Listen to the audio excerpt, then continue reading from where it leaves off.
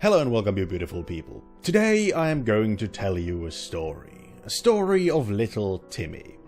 This is Timmy. He's a young lad and a brand new anime fan who views the world through sparkling eyes like we all once did, before that light faded into depressive nothingness the more we interact with other fans on social media. Today, a new episode of Timmy's favorite anime releases and he's super excited. And in his excitement, little Timmy decides to head over to Twitter and share his excitement with like-minded people. Big mistake. But Timmy doesn't know that. No, he doesn't. Not yet. Soon he will learn. You like that show? I don't like that show. That means you're a worthless piece of human garbage that doesn't deserve to live and you should just... And so, Timmy never touched anime ever again and developed a crippling fear of strangers. The end.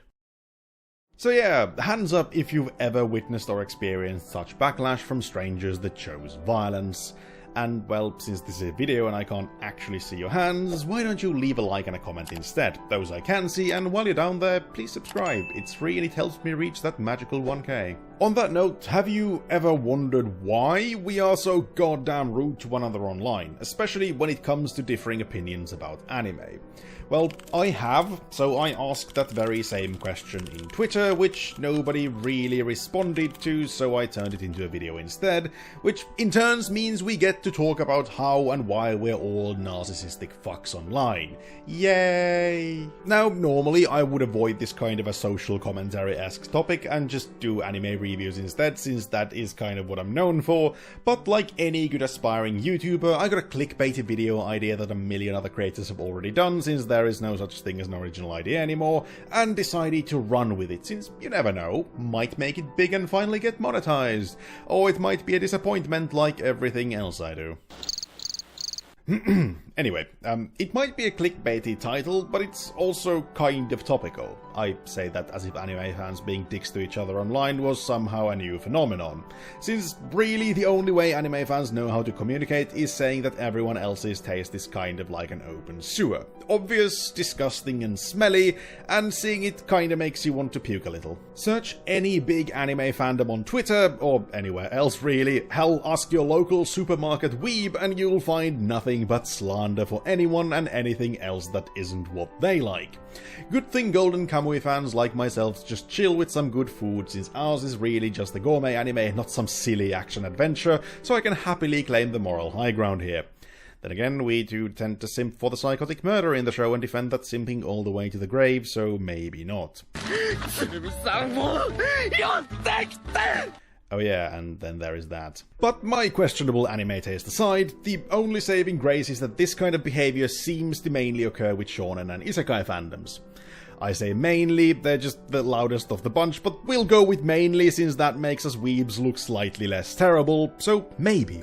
Just maybe, it's a bunch of kids who've yet to grow enough common sense to know how to behave, and then you get that 40-year-old auntie doing the same shit and you lose what little hope in humanity you still had left.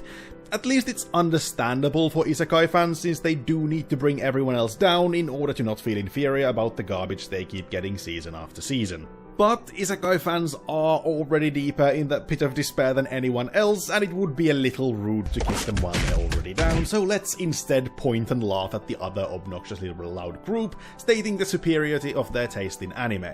Shonen fans. Shonen as a genre, pretty good. A little uninventive at times, sure, but as a whole there are tons of great shonen shows out there. We have One Piece, Demon Slayer, Mob Psycho 100, you name it. It's simple, funny and entertaining. But the fans. Oh, the fans. Your typical shonen fan will have an even deeper sated main character syndrome than any other anime fan out there, spiced with such massive superiority complex, it's a wonder they haven't broken their necks by having to lean so far back to pull off their extreme looking down pose directly at any and all other viewers of anime. Even those that like the same show they do, since they probably like the wrong character or something, so best put them in their place just in case. These people see themselves as the main character in everyone else's story, and so theirs is the only correct opinion, and should anyone disagree, well, you get the picture. The best recent example is probably the whole Boruto timeskip versus One Piece Gear 5 setup. Both aired roughly at the same time, and so fans of both declared that their favourite is the superior, choosing it to anyone who would listen, that is to say to anyone who didn't block them straight away, all the while also making sure that people understood that the other one was the literal spawn of Satan, as it's apparently inconceivable that both might be good. I mean, I don't know if there actually are, they might well be both garbage, haven't watched Gear 5 yet, and I doubt I'll ever watch Boruto. Not that having actually seen what you compare your favourite to seems to be a requirement amongst anime fans, since if they're not with you, they're always against you.